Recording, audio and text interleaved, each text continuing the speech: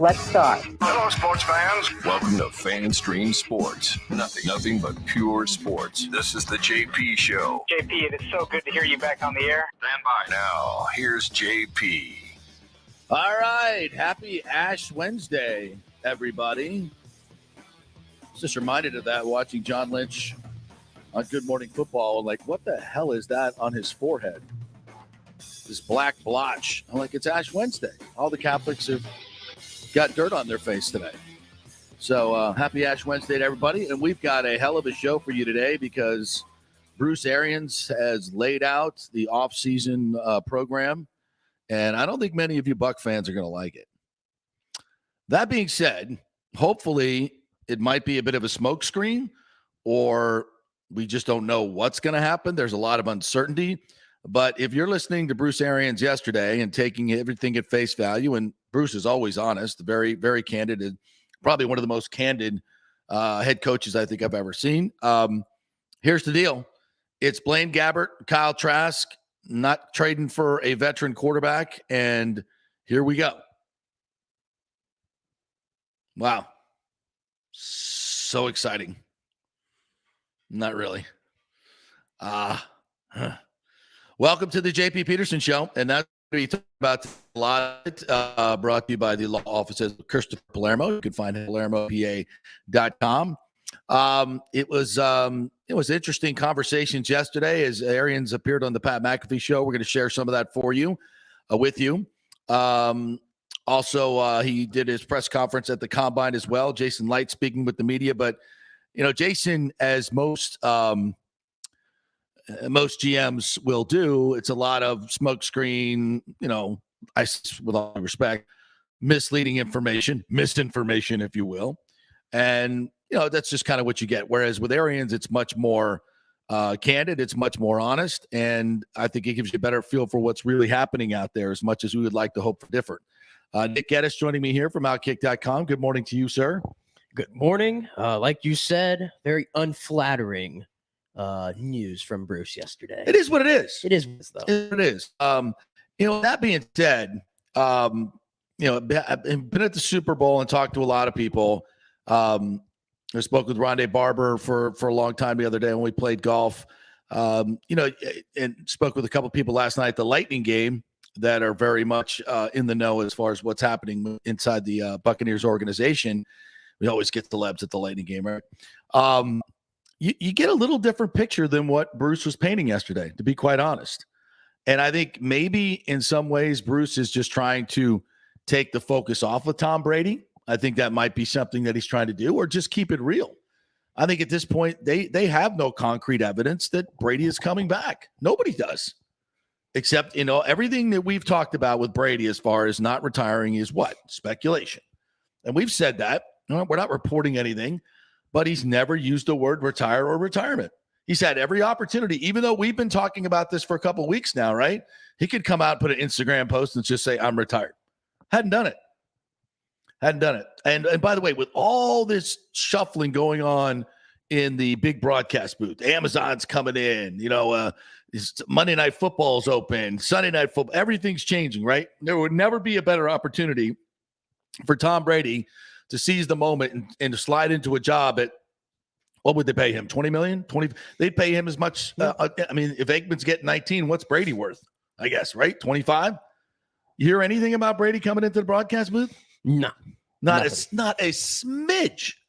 I know Joey Knight wrote an article today in the Times, was really good, talking about, and quoting Anthony Becht, about how hard it is to do these things. It is very time-consuming. Brady wouldn't want to do that. And also made a point, you didn't see Michael Jordan doing it. Didn't see Kobe Bryant doing it. Like even Peyton Manning, even though what he's doing is not like an analyst work where you have to have tons of bosses and people up your ass all the time. And it's a big time constraint. So with that reason, Brady might not want to do it, but he also has a big ego, and that's a lot of money, and it would keep him in the game. But you don't hear anything about that. No. I wonder why. It's the same reason why we still haven't gotten the press conference with Brady yet. Because he hasn't decided yet. And it's the same reason why leaving the door open. It's the same reason why we listened to everything Arians said yesterday, and we listened to everything said yesterday.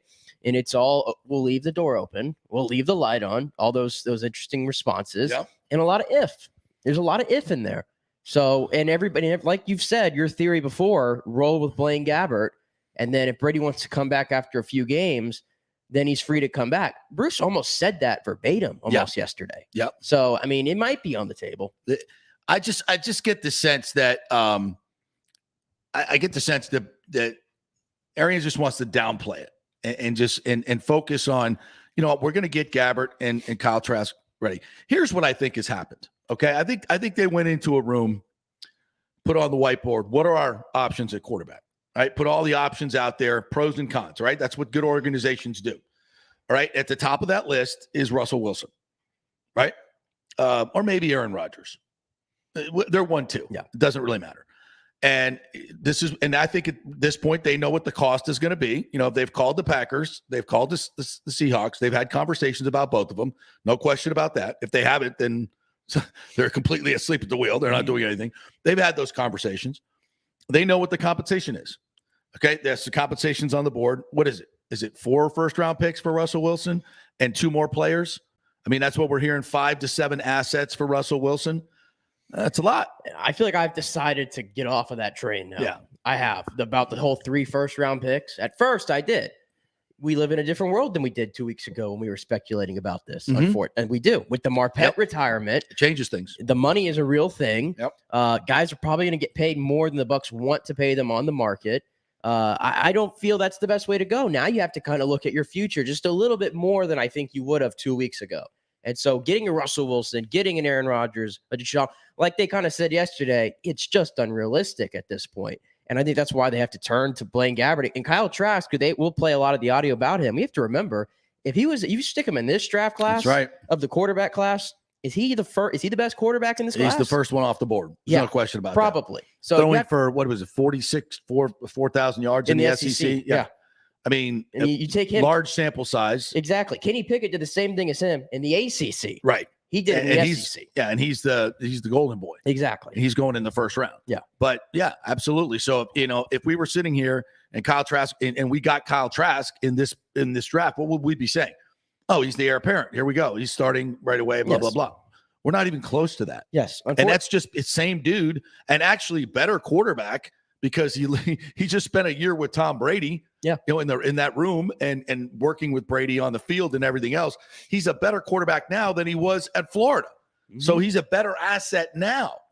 So keep that in mind. But still, and so when you go through all these machinations and you put it up on the board, and I'd say your number 3 option is Trask, Gabbert, leave the light open. Leave the light on, door open for Brady. I think that would be your number 3 option. And as we just discussed, unless that price comes down, you're going with option number 3. Now, me, I'm like 3 first-round picks for Russell Wilson, Devin White. I'm good. I make that deal. I can fill the other that way because I'm bringing in Russell Wilson. That guarantees me that I'm getting Godwin back. Guarantees me I'm going to find a good tight end. I might be able to talk Gronkowski into coming back. Mm-hmm. Or go find a really good tight end on the market that wants to come play with Russell Wilson. I'm also going to, re-sign Stinney and Kappa. And although it's not as good an offensive line, it's pretty damn good with Wirfs, Smith, and Stinney, who played well. Or you can go out on the open market and find another guy, find another good guard. You can draft somebody in the second round, find another Marpet. I think they mentioned exactly yesterday. That's what they're going to try to do is find another, under the radar D3, D2 guy. Yeah. So I think that I will give up that because those, let's go through the last 3 drafts and start naming names from, let's say 27 on, 25 on in the first round and tell me almost universally, would you give up those 3 players for Russell Wilson in his prime? Let's go look. And trust me, don't need to. Yes, that's a hard yes because you're going to be picking in the high 20s if you have Russell Wilson, unless he gets injured. So, yes. Look at what the Rams have done. They just won a Super Bowl, giving up all the picks. I think these first round picks. Look, and I know, and keep this in mind as well. Salary cap going up in 23 substantially, and the next few years after that, as those TV deals escalate. So the draft picks are very important in terms of managing your salary cap. You got to have these guys on rookie deals. Free agents cost more, but that will be abated somewhat in these next few years. So think about that. So we start getting into 4 first-round picks. Yeah. Well, now you're mortgaging your future for after Russell Wilson. Well, let me ask you this: assuming that a trade hasn't happened by let's say like the first couple of days of free agency. Let's say the first couple of days of free agency go by, and by that moment, Gronk maybe has called it quits, or by some stroke of whatever, he decides to go sign with another team, right? Right. What if Jensen says, I'm out, I want to be the highest paid? If they can't, fine. If Kappa demands more money. If you start dropping flies like that with a lot of guys you thought you could be able to bring back, are you still comfortable with trading all those picks then to go get Russell Wilson? Because at that point, you have to kind of play that game. Are we still in that contender mode as we once were? No, it's a great question. And I know without those guys, you might say, oh, we have more money to go get those guys. The problem is at those positions of free agency this year, there aren't those other guys just lingering around. A Pro Bowl guard's going to cost you a lot of money. Exactly. Like Marpet, more than the $10 million you were going to pay him, probably, to get him to come here. If you got Russell Wilson, might make it a little easier. I think if you get Russell Wilson, Jensen comes back. I think you make that deal work. So there's a lot of things that are going on, but I think what we heard yesterday is, look, we're first and foremost, we're not going to be held hostage by the Seahawks or the Packers. Like, we're not going to, this is what we're willing to pay. Jason Licht and Bruce Arians, the organization, has figured it out. This is what they're willing to pay. Is it 3 first-round picks and 2 other players? Okay, and here's the play. And that's it. And you stick with what you're going to give up. And you say to Seattle, look, this is it. We're not coming off it. We're not giving more. And we're prepared to go with door number 3, which is Gabbert, Kyle Trask, and leave the door open for Tom Brady. I think if you're the Buccaneers, and I think that's what your whiteboard looks like. And there's Garoppolo in there. There's Deshaun Watson. There may not be. They may have just, organizationally, as Bruce said, we'll just take that off the board. But I think that's a pretty good idea based on people I've talked to within the organization. I think this is where their priorities are right now. And I think they're willing to go to work with Gabbert and Trask. And I think if the worst case scenario pops up and it's Gabbert and Trask, I think you look at it like you said. Trask is the best quarterback in this draft right here. If you drafted a quarterback post Tom Brady in the first round this year, would you start him? How would you feel about that? Is he going to take you to the Super Bowl? Probably not. No. Are you starting to build towards something? Maybe. We don't listen. I'm not. Do I think Kyle Trask is a Pro Bowl quarterback right now? No. Do I think he can be? Yes, absolutely. And what's crazy, that this is just crazy to me. 2nd round pick. If he was taken in the 1st round, if the Bucs had taken him in the 1st round, which there were rumors they might have even done last year, right, we would be having a different discussion. Okay, There wouldn't be looking for a quarterback. Kyle Trask would be the guy. Right. Everybody would be clamoring, you have to play him. You have to play him. The same way how they do with Jordan Love over there in Green Bay.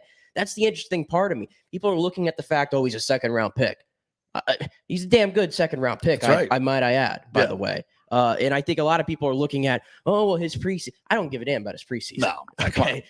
Unfortunately, that's the only tape, I guess, quote unquote, that we have of him. You're working with scrubs. Exactly. Scrubs. Let's be honest. Yeah. He's had a whole year to work under one of the better backups in the league, and then the best starter in the league, Tom Brady. And I saw him at practice do some really good stuff. In training camp, when he was working with the ones, he did some really good stuff. I saw him make some great throws down the field. I came on the show and I was excited. Hey, this kid looks good. Now, as things went on, it was a little bit rougher for him, but he wasn't in the best situation. A 2nd, 3rd team going against 1st team defense, you're not going to play that well. So, doing scout team. But look, I'm very interested to see what he looks like with the ones. And again, people can dump on Blaine Gabbert all they want, but we'll hear Bruce talk about him, and I don't think he's blowing smoke. I've seen him in practice as well. He looks the part. He's a big mofo. He can run, and he can rip it. He has all the tools. The only question about Blaine Gabbert is, does he have it up here? And we don't know. The answer to that is we don't know, because he hasn't gotten a legitimate shot with a good organization, with a good team, and good surrounding players. To me, he's a Ryan Tannehill. No different. I was going to say, unless you could convince me he's Kurt Warner and he's a really late bloomer. Well, but I mean, what do you want to go back to what he did in Jacksonville? Go look at those teams, bro. I've had 10 years. I've had 10 years. But of he's not had a league. shot for 10. You act like he's been starting for 10 years. He hasn't started since 20. There's a reason why Tom Brady's here. There's a reason why. Well, there's a reason he didn't start here because he had Tom Brady. He's not a starting quarterback. You don't know that. I do know that. No, you the don't. league has told me that for 10 years. Because he started in Jacksonville. He started in San Francisco too. Those were bad teams. I don't San need to see Francisco was anything going else. through I a bad don't need to see transition. anything Everybody else. quit on that team. I don't need to see anything else from Blaine. A great backup, but we need to stop convincing ourselves that he's a starter in this league. He's not. There's a lot of guys that are backups that look the part.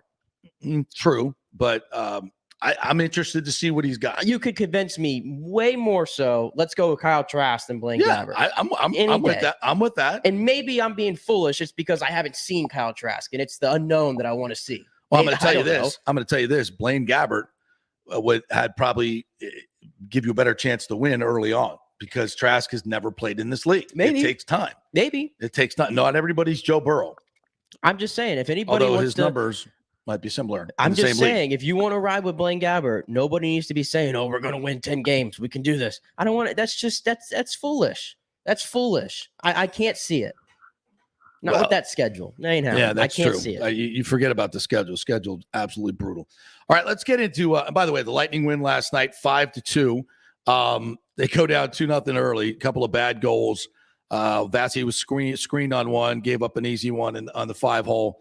But it's so funny. My ex-producer Chris Pinson was at the game last night, and he's like, we were chatting during the first 2 goals. And he's like, "Oh man, we missed the first 2 goals. This is going to be a terrible game for the Lightning." I'm like, "No, it's what we normally do, especially coming off the outdoor game. You know, we're going to start slow, and then we're going to come back and kick their ass. Don't worry about it." And that's what the Bolts did. They're so cocky. Hey, just all right, let's start playing now. Flip the switch. 5 unanswered goals. Go home, Ottawa. Not that Ottawa's the best team in the league, but, these are NHL teams. These are NHL teams. They toy with them. They literally toy with so many of them. And Kucherov was phenomenal last night. Again, best player on the ice. And, I was talking with some folks last night, and Brian Bradley as well.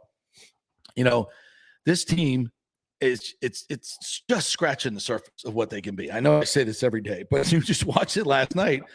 And what did they play? 16 games together, Pointer and Kucherov? I think so, yeah. Or 14 games together? No, I think it's 14 games together. And when Pointer and Kucherov and Stamkos are out there and healthy, and you throw in the third line, which has been very effective, continues to score. Perry got another goal last night. I mean, this looks a lot like the back-to-back champions. It really does. The third line that's extremely effective, even though they're all new. You got some young kids in Colton and Matthew Joseph that are just giving you great life. You're getting great scoring from your blue line. Hedman and Sergachev and you got your 3 stars showing up every freaking night. I mean, it was his back-to-back games. The first 3 goals were Cooch, Point, and Stammer. Yeah. 3 back-to-back games. And I think I said it a few weeks ago, you have to throw Alex Killorn in there. Yeah, that's right. Him in there, man. He's having a tremendous year. He's a 65 to 70-point player this year. I mean, he's picked up a lot of the what they left in that third line. Yeah. So they're steamrolling right now. And these teams, Nashville tried it. Try to get pugilistic. Oh, we'll go beat them up. How'd that work out? It doesn't work. No. Last night, Ottawa's going to try it. How'd that work? No. They're not backing down, folks. They're not backing down physically. They can outskate you. They got the best goalie in the game. F off. Here we go. Like we're coming for 3 in a row. And I also sense there's no complacency in this team. There's none. Mm-hmm. They're just, and I think it has a lot to do with the fact that they haven't played a lot together. There hasn't been, a lot of just the same stuff every single night. Yeah. They've had different lineups, and now they're just going to start gelling together, hopefully. And if they stay healthy, I don't think there's anybody in this league that can beat them, especially with their playoff experience. Yep, and I think they passed Florida in the standings too. Yeah, they took over first place last night, and their 5th straight win. Yeah, and to their benefit, I think they have 2 games in hand on Florida too, so they keep that in with them as well. So and Toronto's Toronto. They're a talented team. but their season ends in May. And by the way, they're starting year. to slip there on the blue line. They're slipping in net again. Yep. So it looks like it's a Florida and Tampa Bay sprint right now in the Atlantic. Now, don't forget Carolina. Yeah, they're there in the we'll see Pittsburgh on Thursday. There's a lot of teams that could get hot. I get it, but right now, and they could do all the power rankings you want with Colorado and everybody else, but when it comes playoff time, experience matters. And who has more championship experience in this team? Nobody. So we'll hear from Cooper and the boys a little bit later on the show, but we're going to get started here with our long conversation on the Bucs, but also with some of this sound here. And we'll start with Bruce Arians. And where do you want to start, with the press conference or the McAfee stuff? What do you think is better? Do the press stuff for now. All right, let's start with him talking about his maybe heir apparent quarterback in Kyle Trask. We addressed it last year. We drafted Kyle Trask number 2 for a reason. Fits everything that we want to do as a quarterback, and really like what I saw for a year. So I doubt drafting is an option. For all the other guys, it's going to be a trade. Well, you don't trade by yourself. You got to have a partner. So that could be out of the question. And when I hear him say that, that tells me the price is too much. I put it on their whiteboard, and the price is too much. And until the price comes down, it's not an option. And that's don't chase it. Don't chase it. Stick with what you think you can give up, and that's it. And if it doesn't happen, go to plan B. Yeah, and I think what you might be seeing is what the price on Deshaun Watson hasn't dropped from Houston's standpoint. And that's insane. And it's insane. Yeah, it's insane. But you have to think that's the way the NFL works. When somebody sets their price, makes it public, all these other teams that have these quarterbacks are saying, well, my guy's just as good as him, I can hold on now. And you know what, Houston, you're stupid. You're stupid. Yeah. You see that guy, you paid him what, $27-30 million last year, and he sat on the bench and did nothing. Yeah.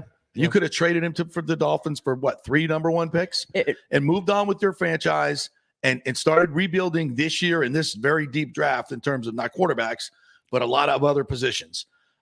Stupid. Houston's in the same effing place they were last year at this time. You did nothing but just spend money and lose games. Yeah. That's all you did, some organizations are just dumb, and they're one of them. They're a bad organization. But anyway, here's Arians' answer on if Brady comes back. The door's never closed. Whenever Tom wants it back, he's back. So how do you plan for the offseason? Yeah, you just go on, because I think if Tom comes back, we'll have to pay for him. That's interesting. Although later on he says, he didn't think.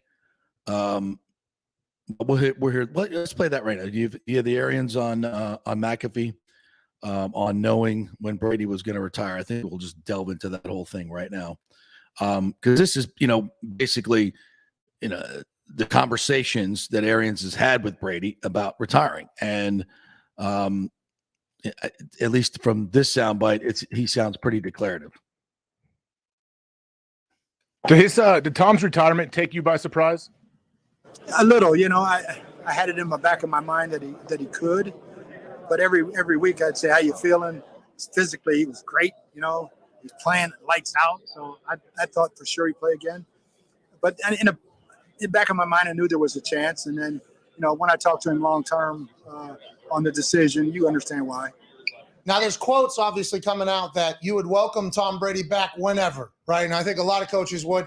And then they said, would you agree to let him go somewhere else? In that question, I didn't get to hear the entire thing, but were they saying in the short term, long term, or in your eyes, the same exact thing doesn't matter? Like if in 5 years when he's 50, if he wants to come back and play, like, do you think that's, because you'll probably still be fucking coaching by then. But what did you mean by that quote? And do you think there is a chance he comes back?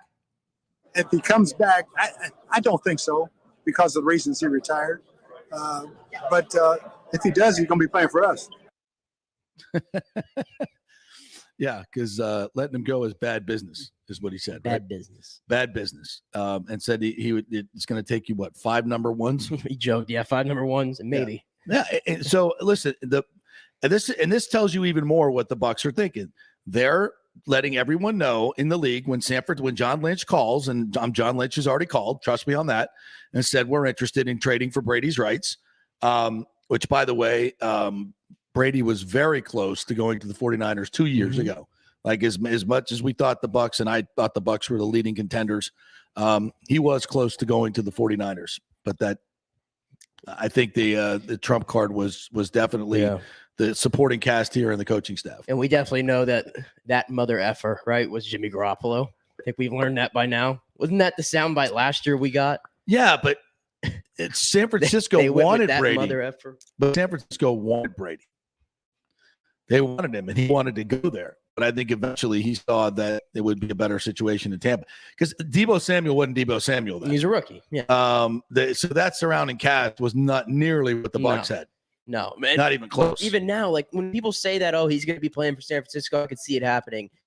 You sound ridiculous. That sounds. Why would you trade? You're not going to. The greatest quarterback on the face of the earth and put him on a team that is literally contending with you to win the NFC. Well, it makes zero sense. It makes zero sense. And that's why they're saying 5 number ones. It's like we're not doing it. And if we listen, if this team gets to August, say, and it's Trask and Gabbert and Brady says, look, I'm not going to come play for you guys, but I will go play for the 49ers. And you go, all right, sorry again.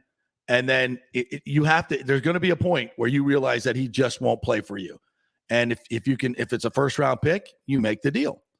You make the deal. If you get to a point where you think there's no way that Brady wants to come here and play again, and maybe it's even too late to get him back, and I can't even see Brady going and learning a whole new system in San Francisco at that date. Bring him in August. It's not going to happen. So Brady might think he's holding the cards here. He's not. And again, I think we have to take, and I know this is unpopular. People say you're stupid, whatever. We got to take a little bit of shine off of Brady here. Greatest quarterback in the history of the game. No question about it. Eternally grateful for him coming to Tampa Bay and giving up the Super Bowl. No changing for. I mean, you can't say enough platitudes about him, but he's not always right. He's not always right. And if he's not going to come back because of the Antonio Brown situation or whatever, or, the Bucs aren't buttoned up enough as the reports have been, well, you think it's going to be better anywhere else? You think Shanahan's running that tight a ship in San Francisco? No. You think anybody's running a ship as tight as Belichick? No, because they can't get away with it. You can't get away with it. Players will not put up with it unless you have 6 championship rings and the gravitas to do it, even Shanahan. Sorry. There's different situations. And I think the Bucs are banking on Brady after about 2 months or so, thinking, when OTAs start up and all this other stuff starts up, like, you know what? Maybe things weren't as bad as I thought they were, and I really do want to play. And the Bucs still look like a really good option. I could step right in there tomorrow and know the playbook. Let's give it another shot. And I think that's right where they are. Everything they said yesterday, I think lines up with that. So we'll continue to go through some of it. Let's. What do you have next? We can just kind of go with what's easiest for you there. You hear him talk about Blaine Gabbert making the case, for why he had a lengthy. This might be his most lengthy answer he had yesterday. Let's do that. I think everybody's judged on record. When you're playing on a shitty team and you get drafted high, number 1, you're probably on a shitty team. Very seldom, Ben was lucky he went to the Steelers. He dropped to 11, got on a good team. But you go through those growing pains, 8 head coaches, 9 coordinators in your first 8 years. But you got to have something about you to keep going. All right. And when we got him, I was always a fan. I go back to his rookie year, Jacksonville at Pittsburgh, and they don't block James Harrison off the edge. And he threw a touchdown, and James Harrison hit him in the mouth. About time the ball was going out, he jumped up, went and grabbed his guy. Said, he's going to be a player. And, he won 2 big games for us in Arizona when we were decimated with injuries, And so I know what he can do. And I don't judge records from the past. What are you going to do for me today? And I like what he can do for us today. Take that, Nick Geddes. I ain't phased by. He won 2 big games for 2 games. That's all he got a shot. That's Carson Palmer career. Tim Palmer was down. He didn't win games anywhere else. Never really got a shot. We'll see. But obviously, obviously Bruce knows that if Tom doesn't come back, and this is where they're forced to go, that he's got to be, number one, on the record supporting his guy. I think he's being truthful about it. I really do. So I'm going to take him at his word that the guy's got he knows a little bit more than you. Just a little bit more. You debate that. All right. Like your confidence there, kid. All right. What do we got next? I'll just play off you since you're the one running the show here. All right. We'll go back to McAfee here. All right, we'll do one more. We got to hit it. Yeah, we'll get to a bunch of so much sound. We got to get through. Yeah, we'll keep it kind of with the Brady theme. And he talked a little bit about that report about the rift. Yes. He's flat out denied. So here's his take on McAfee. All right. There was a erroneous report that came out, and I think it has been proven false. And by the way, AQ, is my guy. If he's leaking information to other people and not me, I'm going to fucking cut him out of my goddamn circle as well there. But his name was linked to it, which is bullshit, I think, just in general. But that entire report about, there may be being some friction between you and Tom, and then what you said today about if he comes back, he's playing for you guys. Is there anything that people from outside looking in should think of that, or is it all bullshit, basically, just standard bullshit? Standard bullshit. I mean, I'm still pissed that AQ got stuck in that because he had nothing to do with that. Me too. And I know where Rich is coming from. I mean, he just made up some shit. It clicks, brother. Yeah, well, it's a wild world, and we're in it, and we try not to be like that. But everything that people say on this show does cause some ripple effects. So we appreciate you stopping by, especially on this day. All right. Well, was Levante David talking bullshit? I don't think he's going to address that one. I don't think so. Because he used the word turmoil. Other play. Look, I think what Bruce is talking about is him coming in and redlining things in the game plan. I think specifically that's what really pissed him off. Again, was there turmoil in the building? If there wasn't, why would Levante David say that in a press conference? And by the way, I'm not one of these guys that's going, they got in an argument on the sideline. Oh, there was some turmoil in the building. It's turmoil in every building. You got, including coaches, you got 100 alpha males running around, all trying to be the big dog. You think there's going to be some turmoil on Pride Rock? Yeah, there's going to be. That's football. But you got to create a culture where you can work within that competitive atmosphere and turn turmoil into a positive energy, so to speak. People can disagree, but once you get on the same page, you fight together, you pull together. And there's no question there was some stuff going on, but there are in every clubhouse. And you have to. I mean, good God, they won 14 games. They won the division. They played some really good football. So it's not that it was so much turmoil. You look like the Jaguars. No, there was. I think there was turmoil, but and if for Tom, if it's too much. That's Tom's deal. And clearly, you could say I understand what coach is saying there, but there's a lot of reports out there. I've heard them. I heard 4 different people at the Super Bowl talk about it. And again, it's all levels of what's acceptable. And first of all, I don't think it's that big a deal. And if Tom was that upset about it, then he's in the wrong. Yeah, I really don't think it's that big of a deal. Just when things end, people always have to find the reason. Right. The reason. Yeah. And maybe he just wants to be with his family. That reason doesn't sell, JP. Exactly. That gets no clicks. It doesn't get you clicks on the television. Right. So everybody has to go dig for that reason and speculate. And I mean, they did the same thing in New England. The guy was there for 21 years. Yeah, by the way, they all denied it too. Yeah, but what happened? It was true. It was true. Belichick, just like Arians denied it. But Brady denied it. It was true. My point was the guy was there for 21 years, and they went to 9 Super Bowls and won 6.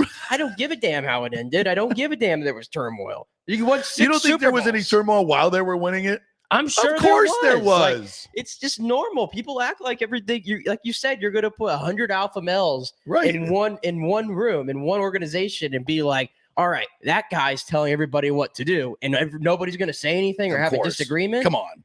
I don't know what fantasy land y'all are living in. Yeah, this is football too. Again, I understand Bruce has to deny all that stuff and say that stuff, and And I think, like I said, there's degrees to all this stuff. And I'm not sitting here saying, that Arians is the reason that Tom left. No, that's absolutely ridiculous.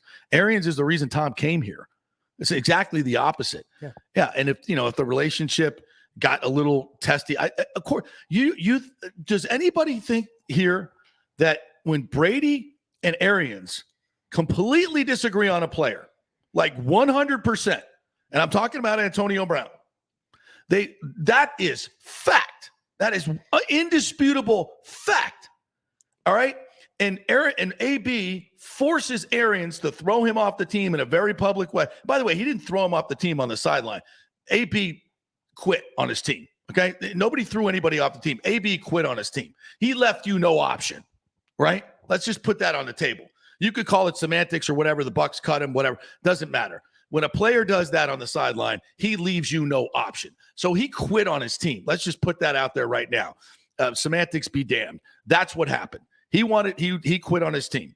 So do you think that having a disagreement over an important high-profile player like that can, quote, cause some turmoil? Of course. Of course. You're diametrically opposed on a key player on your team.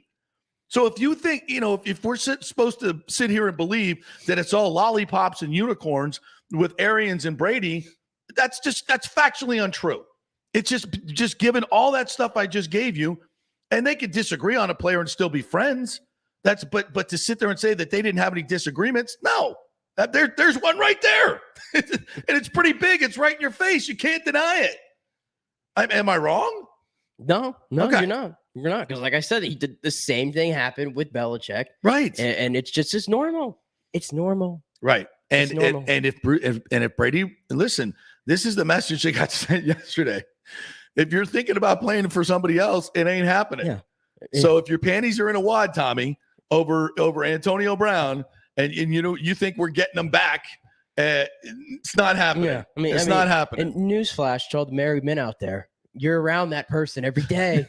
I think there's a disagreement at least once a day, right? Yes. All right. Yes. But then you go on about it, and you move on, right? And by the way, where is it written that the head coach and the quarterback have to be best buddies, have to have bunk beds at the place? No, just win. Find a relationship that works to win. And that's not going to be hanging out every night having beers. No, it's not. It's not. So, again, was there turmoil? Yes, there was turmoil. And take it for what it was. It the reason that Brady left? I think it was partially the reason. But again, that is prerogative. If he doesn't want to deal with whatever he didn't was right, fine. Fine. That's your prerogative. That's your life. It's not certainly not Arians' fault. It's not the organization's fault. They bent over backwards for him. I mean, what didn't they give him? They had everything. They gave him roster control. I mean, he basically said, Tom, who do you want? I want Leonard Fournette. I want y'all to go trade for Gronk. And they did it. And you won a Super Bowl doing it. So frankly, I don't give a damn how it ended. Right. I have as a fan, I have my Super Bowl. Okay. Exactly. You have the greatest, I don't know if you call it the greatest season in Bucs history. I think you have to, but because of COVID and, it wasn't smooth by any means. No, I'm not going to say that, but you won the thing. Okay. I'll take it. And the second season was pretty good too. It was. I know the Bucs didn't win the Super Bowl, but to act like that was a failure is ridiculous. Think how many great moments we had in that season. Oh, exactly. I mean, the Dallas game, the Bills game. Yes. I mean, the Eagles game, the Jets at even the end. Even the Rams game at the end was one of the greatest games of all time. Yes, and the unfortunate part of it, they got injured at the wrong time. Yeah. They just did, and when they were all together, I told you they scored like 80 points, and they couldn't stop them on offense. Right. I mean, that's exactly what the Bucs would have probably been Super Bowl champs today. Yeah. Okay. It's a successful season. Great conversation this morning. We're having a lot of fun with this. And, I think it's just so much fun when you're talking about Super Bowls and Brady and everything else. We're not arguing about who we're going to take with the number one pick because we won two games. I don't even know who's on my radar right now. I don't know any of these guys in the draft this year. Don't care. You know why? Because we're not interested. We're interested in winning championship. And we'll get to the draft when we need to get to draft. It's not that time. We have plenty of time for the draft. And, I'm not that interested in who ran what on the shuttle run. All right, we'll take a quick break. When we come back, Leo Haggerty's going to join us. We'll get his thoughts on what's going on with the Bucs, what was said yesterday. We got a lot more sound from Arians getting into a whole bunch of things. Jason Licht as well. We'll hear from the Lightning players and Coach Cooper. Stay with us. Hey, folks, let me tell you about Bay Area Modern Medical Center, a very different kind of approach to primary care. Personalized preventative medicine, not a one-pill-fits-all mentality. Christopher Lugo and his experienced medical staff are proactive in looking at issues before they become a problem, encouraging a healthy lifestyle with proper diet, supplements, and exercise to optimize your active lifestyle. Rather than the impersonal, rushed approach, you will be the only patient and will have our full attention. That's new. Getting old is inevitable, but feeling and looking old is avoidable. Bay Area Modern Medical Centers are experts in anti-aging regenerative medicine that optimizes your body's performance in many areas. So call for an appointment to get started on a journey back to full health and a happy life with a new, modern way of healthcare. Call 844-977-3477 or go to BAMMC.com. That's 844-977-3477 or BAMMC.com. JP here for my friend, attorney Christopher Palermo. If you are having issues with a claim on your homeowner's insurance from a sinkhole, storm damage, water intrusion, defective stucco, and construction defects, or any other issue, Christopher is your man. These big insurance companies didn't get rich paying out what you deserve. Chris founded his practice in 2009 with a passion to help all Floridians with disputes where they were forced to take on the powerful and needed a champion in their corner. Chris wants to make sure you will receive the most aggressive and compassionate representations. He has recovered millions in settlements on behalf of his clients facing defective stucco damage and other construction issues. So call Chris, mention the JP Show, and he will give you a free consultation. That's 813-221-5636 or go to PalermoPA.com. He's a fifth-generation Tampanian graduate of Jesuit High School and the University of Florida, and he cares deeply about you and the community. That's 221-5636 or PalermoPA.com. Homeowners, listen up. Property values have risen in the Tampa Bay area to record levels, some up to 24% in 1 year. It's time to refinance your home and pull out the equity before rates go through the roof. Call my man Scott Fitzgerald at 813-294-7595 or email him at scott@amstampa.com. Scott believes interest rates will be over 5 very soon due to the volatile economy and inflation, but you can still lock in the mid-3s, but not for long. This means you can save tens of thousands of dollars over the life of your loan. Now, Scott is an independent broker, so he can shop your mortgage around for the best rates, and he will pay for your appraisal if you mention you heard it here on the JP Show. That's a $500 to $700 value. Scott does not charge the huge upfront fees like the big banks do. In this uncertain economy and political climate, better to have cash in hand now. So call Scott at 813-294-7595 or email him at scott@amstampa.com. The PGA Tour's Valspar Championship is back in March in 2022, March 14th through the 20th, right in the middle of the best weather of the year and the last stop on the Florida swing. The Valspar has become one of the must-do events on the Tampa Bay sports and social calendar, so get your best tickets before they sell out. The game's biggest stars love the Copperhead course in Innisbrook. Last year, we saw Dustin Johnson, Justin Thomas, Jordan Spieth, while the crowds in another star-studded field is expected again this year. Sam Burns took the title and will defend again at the Copperhead. This will be a full tournament with the return of Valspar Live, our free Saturday concert featuring Chris Young and Big and Rich, and other amenities including Chameleon Cove, the Hooters Owl's Nest, the Publix Chill Lounge, and other hospitality venues. Go to ValsparChampionship.com for tickets. The best premium hospitality areas will sell out, so don't wait. That's ValsparChampionship.com. Are you selling your home or refinancing? JP here for Greenleaf Title. You choose the title company, not the realtor, and it makes a difference. You want a reputable company that will make sure your title is safe and secure. There are a lot of scammers out there right now, so go with a trusted company like Greenleaf Title. Plus, they will close anywhere, folks, and they will send a limo to pick you up to come to the closing. Yep, the great JP Limo Closing is back.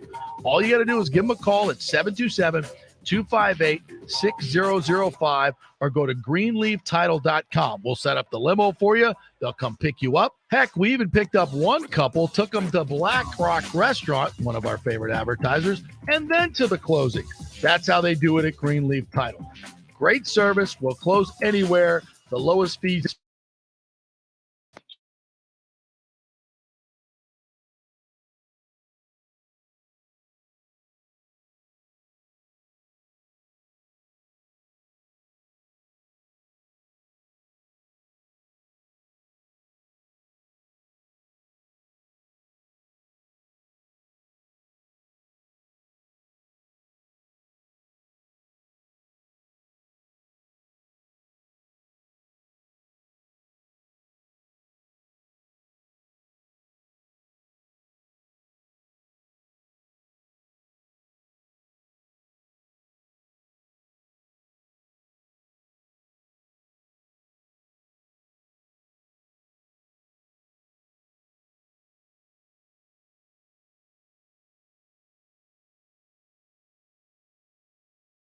So if you're suffering from a lack of interest in sex, ED, or lack of sexual stamina, Dr. Lugo and his staff can help. Take your health care to the next level at Bay Area Modern Medical Center, 844-977-3477 or BAMMC.com. Let's go. Right now, back to the show with JP on FanStream Sports. All right, welcome back to the JP Peterson Show, presented by the law offices of Christopher Palermo. If you have any issues with your homeowner's insurance or you have any sinkhole damage, storm damage, roof damage, anything like that to your home, stucco damage, that's where you get the cracks on the side of your house, water gets in, you don't even know it, but your walls are rotting from the inside and you don't know it until things start falling down. Well, insurance companies don't like to really pay out what you're supposed to get, and that's why you need Christopher Palermo. He's an expert in the field, and he has gotten millions for his clients. So if you're having any issues in that department whatsoever, any type of real estate law, Christopher Palermo, great guy. You've heard him on my show, very approachable. Just give him a call, give you a free consultation, tell you exactly what you need to know, and you'll have a bulldog on your side fighting for you. That's PalermoPA.com. All right, let's welcome in our good friend Leo Haggerty, joining us here covering the Bucs and the Bolts and all things Tampa Bay. What's up, Leo? How you doing, buddy? Hey, not much, JP, but I got a question for you. Do you pick the commercials before my segment for a purpose? Yes, I do. Yeah, so you get your testosterone, get everything, get your house refinanced, whatever you need, my man. I got all the people to do it for you. Absolutely. You are the man. Hey, nice win last night by the Bolts. Typical sleepy start and come back with 5 unanswered. And one thing we talked about this a little earlier in the show. This team is just now starting to get rolling. I mean, Pointer and Kucherov have really only played, I think, 14 games together. And they've won 5 in a row now since they've been playing together. And you could just see Kucherov's. I think he's playing as well as he's ever played in his entire career. That pass last night, his goal, Pointer's goal, Stammer's goal. I mean, these guys are playing at such a high level right now. Oh, they are. And JP, the pass he made to Stamkos, and you could see that the goalie had to honor the middle. Of course. Because the pass, in fact, I think it was Cirelli in the middle that just looked and said, that may be to me. He goes, no, but let that one go. And, man, Stamkos just teed it up and wham, there it goes. And you're right. The goals they scored last night were like highlight goals. Every one of them. I mean, it was crazy. It was, and I'll tell you what, JP, here's what I like the most. Anthony Cirelli's becoming the enforcer. Yeah. And, if you decide to take some liberties with some people like they did with Chernak last night, Cirelli's the first guy in. Yep. And I'll tell you what, that's it. It's not only Pat Maroon now. Yeah. You got Cirelli you got to deal with. Yeah, and Chernak and Ryan McDonough. I mean, these guys, they have everything on this team that they need. I mean, obviously, so much of the core is back. But, it's just like last year. They had a highly effective third line. Right? Well, now they have a highly effective third line. The names are all new. Those guys are playing their ass off. They got another goal last night, Corey Perry did. And they scored the dirty goal. So you got a fourth line that's giving you energy, also playing really, really good defense. And, Colton and Joseph or Kachuk, they're just pesky guys. And then you got stars. I mean, that top 6, Pointer, Kucherov, and Stamkos is 26 goals now for Stammer. And he's shooting the puck better than I've ever seen him shoot it. Oh, absolutely. You know, it probably JP for the first time in 3 or 4 years, Steven Stamkos is the healthiest he's been. Yeah. And that's huge. And you know what? People looked at last night and they go, oh, Vasilevsky left in a couple. I'll tell you what, the first one was a deflection, redirection that he had no chance on. The second one, either it went through McDonough's legs or so close to him, he never saw it. And it hit the post. And it still had to hit the post to go in. And here's what I thought was unique. That's the first game in a long time I've seen so much action in front of the crease by the opponents that they were able to clear out, and Vasilevsky was able to stop. I mean, when it was 4-on-4, and Cooper alluded to this last night. If it got to 3-0, this may have been a whole different animal. Yeah. But they stopped it, and 88's just he's playing at a high level. Kucherov is just out of sight, and you know what, JP, that fourth line is really pesky. Yeah, they'll drive you nuts. And as long as Bell.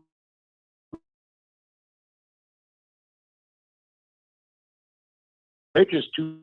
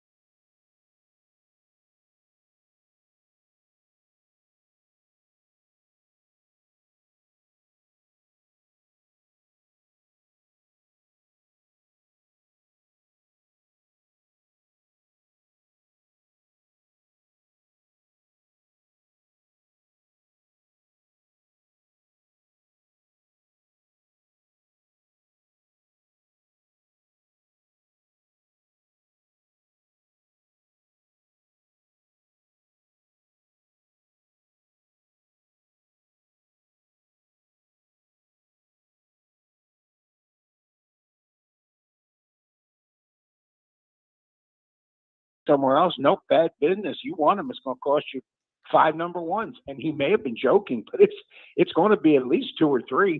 So think about what else. Do they want to mortgage the future for that? And JP, if they go with Gabbert, that frees up a lot of money to go after other people, to re-sign Godwin, to figure out what they're going to do in the offensive line, especially after Ali Marpet chose to retire. They got to figure out what's going on there. And what do you do with Ndamukong Suh? That's the big things they got to answer. Well, if Sue wants to come back, I'm going to pay him. I saw no drop off. I see a guy that's dialed in, coming to play every game. I mean, I don't know if I'll be able to pay him 9-10 million again, but certainly 6 or 7, depending on what else you got to pay. But I didn't see a whole drop off in that guy. Played. I don't think he missed the game. So he helps out Vita Vea so much because, and Bruce Arians said this to us, that Sue is the most double team guy in the league. And think about this: he hasn't missed a game in I think 11 or 12 years. For a defensive tackle that's hitting something on every play, that's phenomenal. And he is just a beast in there. And you put him next to Vita Vea, and Golston has really stepped up his game. You got a nice threesome there that if you can keep them together, that's going to solve a lot of problems in the middle of that line. I would agree with that. As far as the offensive line goes with Jensen, do you get a sense that he's coming back or not? I know obviously he's going to hit the market, and there'll be a lot of interest in him in free agency.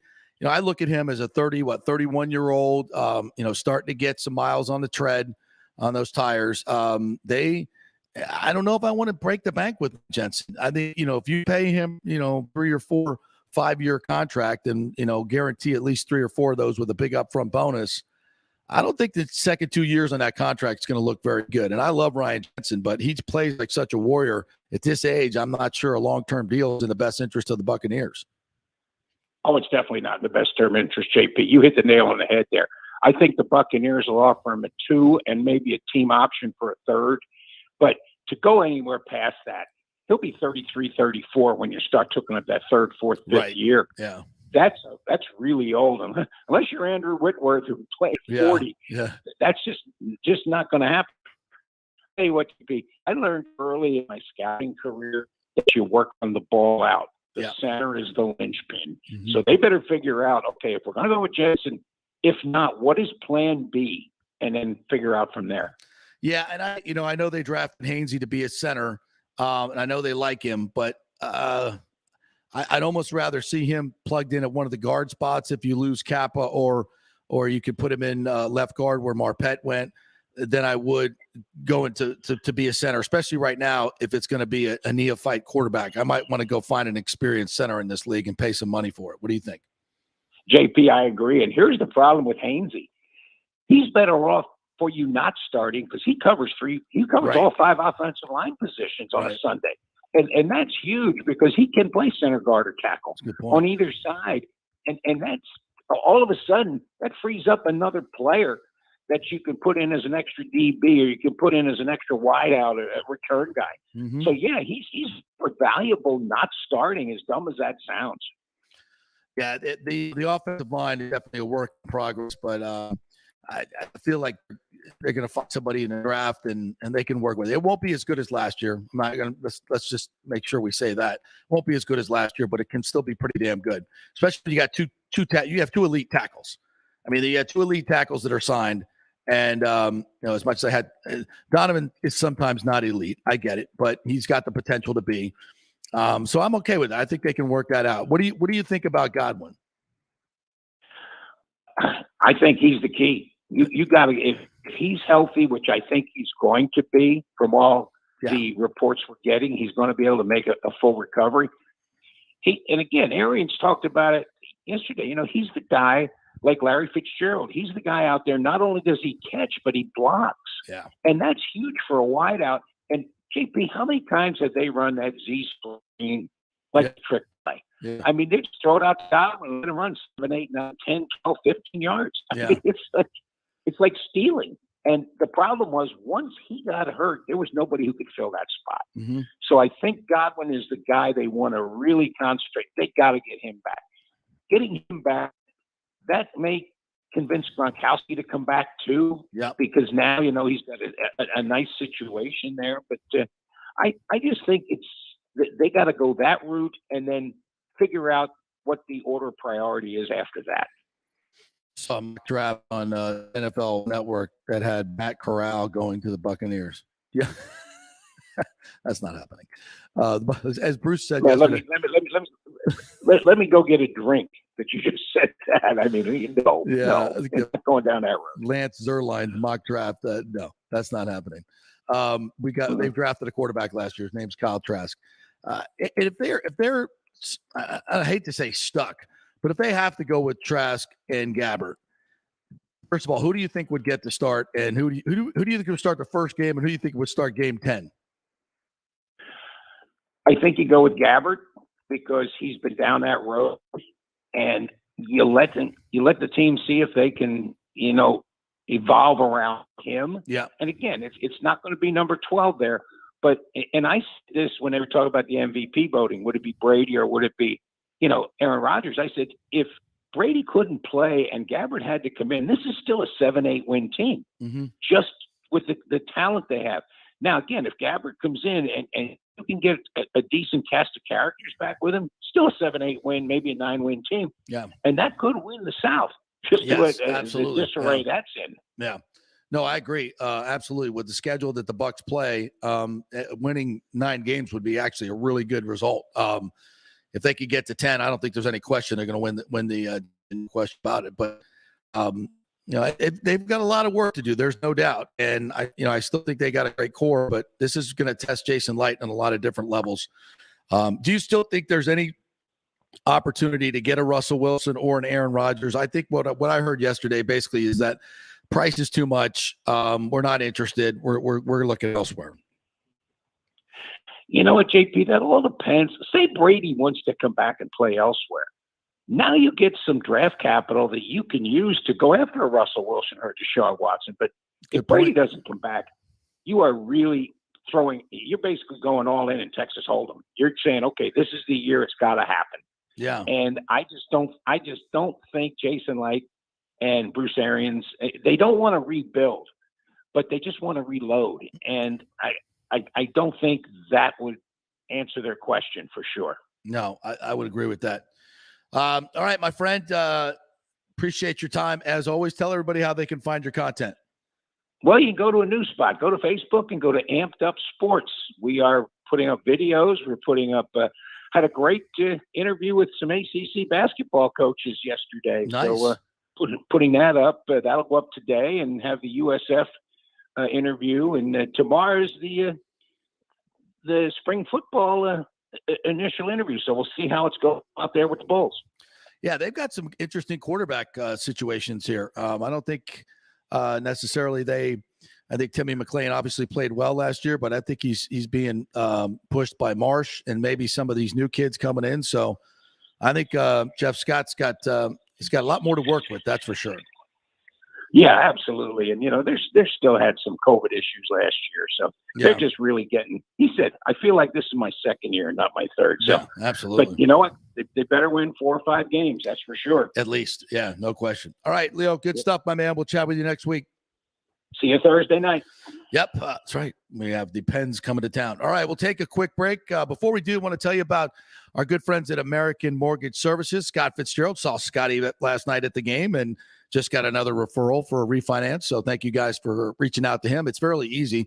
Scott at amstampa.com. Scott at amstampa.com. The reason you want to is because he will help your overall financial situation. If you own a home right now, you have to call him at a refinance letter. Find out what numbers are. It's absolutely free to do so. He'll pay for your appraisal, $500 to $700 value right there if you mention the JP show, and get that thing refinanced, because you'll find out how much money equity you have in your home. You might be shocked by that. He'll tell you how much you can get out. He'll look at your personal finances and say, hey, let's pay off this car loan here. Let's pay off this student loan here. Let's pay off this. This will give you $300, $400, $500, $600 more a month in that you're saving at a 3.25 interest rate instead of a 19% interest rate. So he looks at all that stuff for you and is expert in all of it. Tell you not only how to get the best refi numbers. He'll get that because he's going to broker it out with a bunch of different banks, but then he's going to help you with everything else in your finances. So at the end of the month, you got more cash in the bank and your payments are way lower. Isn't that what we all want? More money to spend, more control over our own finances. That's what you want right now. So take advantage of this refinance opportunity.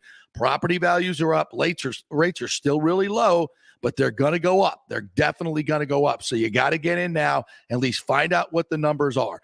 Scott at amstampa.com, Scott at amstampa.com. It is a no-brainer from anyone who owns a house. Even if you refied a couple of years ago or last year, he might be able to make the numbers work now. You never know, but it's free to go through the situation. So Scott at amstampa.com. All right, quick break. When we come back, more from Bruce Arians, more from Jason Licht. We'll hear from Coach Cooper in the second hour as well. So lots more to get to. Stay with us. Homeowners, listen up. Property values have risen in the Tampa Bay area to record levels, some up to 24% in 1 year. It's time to refinance your home and pull out the equity before rates go through the roof. Call my man Scott Fitzgerald at 813-294-7595 or email him at scott@amstampa.com. Scott believes interest rates will be over 5 very soon due to the volatile economy and inflation, but you can still lock in the mid-threes, but not for long. This means you can save tens of thousands of dollars over the life of your loan. Now, Scott is an independent broker, so he can shop your mortgage around for the best rates, and he will pay for your appraisal if you mention you heard it here on the JP Show. That's a $500 to $700 value. Scott does not charge the huge upfront fees like the big banks do.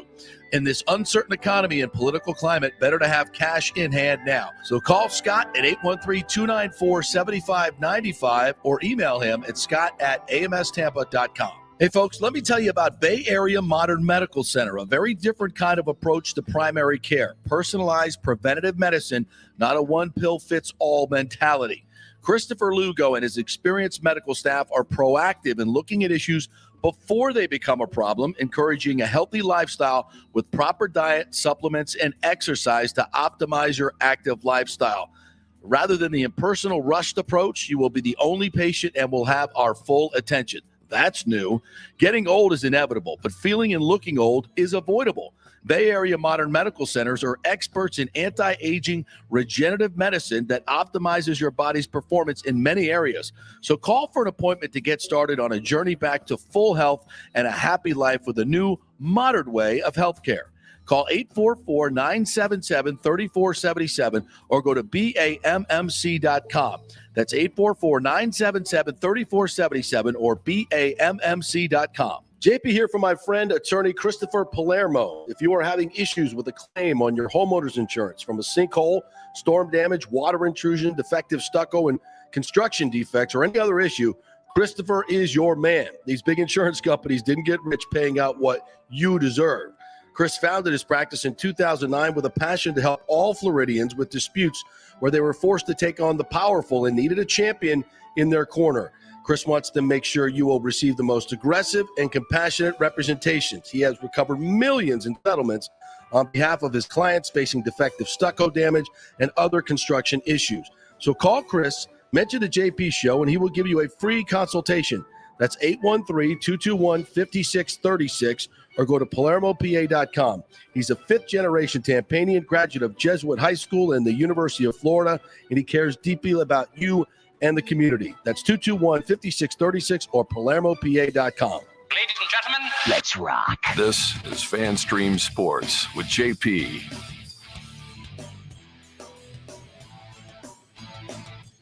All right, welcome back to the second hour of the JP Peterson Show, your best and most comprehensive Tampa Bay sports talk anywhere. And you can get it anytime on our FanStream Sports app, on YouTube, Facebook, Twitter, all over the place. Apple, Spotify, download the podcast, subscribe to the podcast so you know when they're up and running. Same with our YouTube channel. Please subscribe there, and you can watch us anytime. And numbers are going up. We really appreciate you guys spreading the word, and we're getting a lot of really good reaction from a lot of the fans out there. So we really appreciate your interaction. Also, please interact with us on Twitter. We'd love to read your tweets out there. That's at FanStreamJP or at Nick Geddes News. That's Geddes. We also have our Instagram, our show Instagram at the JP Peterson Show. So many ways to get and keep in touch with us. Please do, and we'll react and put it out on there on our social medias as well, and here on the show. So thanks for joining us each and every day. And again, listen anytime. This is your daily Tampa Bay, all incorporated, all encompassing sportscast, sports talk radio that you can get anytime. So if you're frustrated with listening to certain time periods, which I hear all the time, those guys are awful. Well, all you got to do is pop it on the and our download our app. Forgot about that. Download our app. We have our dedicated app, FanStream Sports, and you can put that on your phone and Bluetooth at any time you want through your car. So we're always available anytime just for you. And our second hour is brought to you by Bay Area Modern Medical Center, a different way of looking at your personal health care because they do take a very personal look at it. It is not a one-size-fits-all mentality. They do your blood work. They look and see what your diet is, what you're allergic to, what you metabolize better, and make a plan just for you. Christopher Lugo, met with him last week. Fascinating man. Works a lot with the military doctor as well. So he's got a wealth of knowledge in so many areas, testosterone, hormone replacement. If that's something that you need, I've been doing it for a long time, and it's a game changer. So go to BAMFC.com. That's Bay Area Modern Medical Center, and find out more and become a new patient. They're accepting new patients. A lot of doctors aren't. So give them a call and tell them JP sent you. All right. I want to get a couple other things before we get back to the Bucs. The Major League Baseball situation is a disaster. Yesterday, the owners came out with their, quote, final proposal. And, I'm not going to go through all the details with you, but I'm here to say, and Nick, I'd like to get your take on this as well. This is on the owners at this point. This is ridiculous. They are now saying that if they don't play games in April, that the players aren't going to get paid, which is bullshit. And I told you this yesterday, that these owners, what the worst revenue month is April. That they don't get as much ticket sales, especially up north. Kids aren't out of school yet. People aren't in baseball mode. And if they miss in April, they don't have to pay the players. They're going to make the revenues up later on in the season. So they don't give a shit. But the players do. And it's completely unfair to the players. And a lot of this stuff that they're talking about is just continued owners' greed. Look, I understand the baseball players get paid a lot of money to play baseball, but these owners are all rich anyway. And what they're arguing over is freaking pennies and in their pocketbooks. It's ridiculous. This is in my mind, I'm putting this all on the freaking owners. Everything's on the owners. Damn right. Everything's on the owners. And this guy right here that I have on my screen, Rob Manfred. Well, he's the head owner. He doesn't like baseball. He's a greedy mofo, just like the rest of the owners. But he yesterday, I watched his entire press conference yesterday after. I'm sorry. Yeah, I am sorry for watching it. That was almost as bad as watching the State of the Union. What planet is that dude on? And what the hell's going on with Nancy Pelosi? She did the gopher dance from Caddyshack. I can't explain that. Did you just retweet that? You showed that to me. Yeah. What was that? I don't know. That's the third most powerful person in our country and the first most powerful. Like that trio right there, that's the best we got? Really? That's the best we got? An imbecile? Well, which one? A doddering imbecile. That dude has no clue what's going on. He literally sat up there yesterday and talked like, we cannot defund the police. You spent 2 years demonizing the police and defunding them and supporting the people that are attacking and ambushing the police. And you sit up there and say, oh, we got to get law and order back. Are you what? We got to get gas prices down. You're the one who put them up. You're the one who killed the pipeline and won't let this drill anywhere and made us energy dependent on Russia, which is why they've been emboldened to do what they're doing. You brought it all on. Everything you talked about you want to get rid of, you're the reason it's happening. I mean, if I've never seen a president stand up there and say, piss on my shoes, and go, boy, it's really coming down here. This rain is terrible, isn't it? You're the one pissing on our shoes. And what the hell is Pelosi? What kind of gopher Caddyshack dance is that? What was that? That woman she's 90 years old. They're all, Kamala's not, but, wow. Anyway, back to Rob Manfred. Sorry. You're good. I'll let you go there. I'll let you go for your minute and a half on that. But no, this guy though, he gets up on that podium smiling. He's smiling at the death of baseball yesterday. Smiling. The same man who called the World Series trophy a hunk of metal that doesn't matter. The same man who has implemented things in this game that didn't need to be changed has done it for uselessness. It hasn't brought any new eyes to the product. And he's smiling yesterday. And he goes on there and wants to say that I have the fans for my best interest. No, you don't. He never has. He never has. You can't say that with a straight face, Rob. This guy does not like baseball at all. He hates it. He's about money. It's all about money. And then he also says, well, we've been struggling from a financial standpoint the last 5 years. $42 billion the MLB has made the last 5 years. Where are you struggling at, bro? You know who's struggling? 22-year-old Juan Soto, who's making $500K as one of the 5 best players in baseball. You want to talk about who's struggling here? No, you're struggling. The fans. And the fans are struggling. The fans are struggling because they're paying exorbitant prices for your crappy product where everybody either strikes out, walks, or hits a home run. Yes. Your crappy product that you put out there, and we got to go to Tropicana Field and pay $35 plus, including fees, for the cheapest ticket in the house. I mean, at least Rays baseball is fun to watch, but that's a crappy stadium that should have been replaced 5 years ago if we had an owner who you would have held his feet to the fire to do the damn deal 4 years ago. We would have a new stadium. They're all just greedy effing bastards. And I'm telling you what, I hope nobody goes to any games. I hope the fans just say, F you, screw you, baseball. I'm not interested. If I wasn't for my self-interest and our Rays self-interest to get this new park done, I wouldn't even give a crap about baseball, to be quite honest with you. You know, I would. And we're not going to get a new park for another 4 years anyway. Well, so you know what? Y'all want to, you know what? Just don't go to the game. Nobody go to the games. Screw all of you. Well, screw all of you. Maybe my problem is I care too much about the game. I care too much. I told you yesterday when you said you wouldn't mind having to play 162. I love 162. I love opening day on March 31st, and it's not happening this year. No, it's not. And I'm pretty pissed off about it. This just in. They scheduled a game in Boston on March 31st instead of Tampa, so it wasn't going to happen anyway. It was a mistake. It's dumbass, too. But no, I am pissed off about it. And by the way, you know why they do that? What? Because they want to give the opening day crowd to Fenway Park. Right, you know, so it's a spectacle, JP. It's Fenway. It's Fenway Park. Yeah, you can get more money. More money. You know, not for Stu though. You know how it goes. You want to play some of that jackass stuff? Yeah, we'll listen to a little bit of Robbie. Rob Manfred. Trying to make sense of billionaires fighting with millionaires while inflation is costing every family in America $5,000 more a year. Good afternoon, everyone.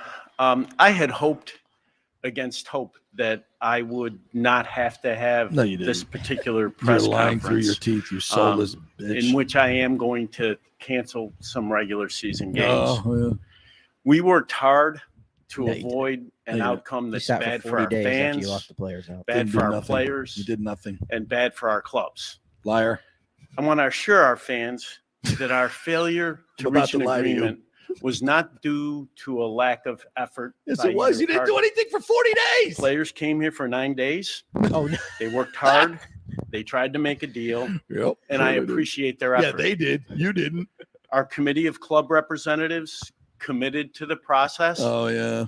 They offered compromise Sure. after compromise. Yeah. Hung past the deadline to make sure that we exhausted every possibility of reaching an agreement. Hold up. I have to stop. Exhausted the mini bar. That's all you freaking exhausted. Do you know there is photos of this man practicing his golf swing while he's waiting outside the lobby yesterday? AP photos. He wasn't going in there to make good faith offers. You're exhausting every avenue. You are supposedly the commissioner of baseball. You're supposedly a intermediary to get this deal done, and you're out there practicing your 17 handicap swing. I mean, screw you, Rob Manfred. Go get it. How is he not in the negotiations? On top of this, hold up. On top of all this, do you know he said they exhausted every avenue of discussion? Do you know what they were discussing yesterday? Making the bases bigger. The bases. Yeah, that's important. Really important stuff, right? Yeah. I mean, what's next? Are we going to put a base in between home and third base? But folks, let me just. How stupid is that? he said 40 days you locked out the players for 9 days. Listen, I went to college. You went to college. I know what it's like to crunch on the last day of the, okay? Absolutely. I get it. I understand. And y'all were Yeah. crunching past the deadline. Right. Okay, this isn't college, high school essay number 2 in comp 1. This is saving the baseball season. You don't wait till 9 days. First of all, let's understand. This is not the old days where the commissioner is an impartial intermediary between the players and the owners. That's what it used to be. Mm-hmm. It's not anymore. When Bud Selig hired himself as an owner, it was like, okay, this is no longer, it was probably with Uberoth, it was probably, still owner dominated, but at least there was maybe a modicum of somebody looking out for the best interest of the games. He is just a puppet for the owners. That's all he is.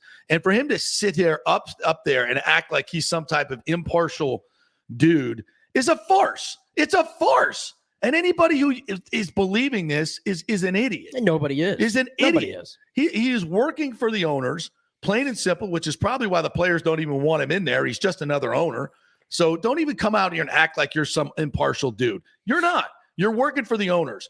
And you don't care about canceling baseball games because the owners told you to do it. They don't even want to play in April. And the only time that they're starting to really miss games and miss revenue is in May because they lose money in April when they pay the players and their gate is lower. Yeah. So don't even start that bullshit because I hope most people understand that. And then to tell the players, oh, well, you're not getting paid for and now the players are saying we're not doing any deal unless we get paid for April. Yeah. I mean, you know what that tells me? Because that's what it's all about. This is what it's all about. All this other shit. You may be looking at the numbers and going, well, the owners want players want $700,000 and the owners want $680,000. Like we're talking about $20,000 a minimum salary here. Yeah. These guys they piss that in the urinal every day. I mean, are you kidding me? No. What it's about is getting paid for April. And the owners want to make as much money because they took it in the shorts a little bit in COVID, but they didn't lose money. Their television contracts were still kicked in. I mean, they lost total revenues, but they were paying, don't forget, they're paying the players less too. So in these shortened seasons. And a lot of their TV money, especially in the playoffs, was the same.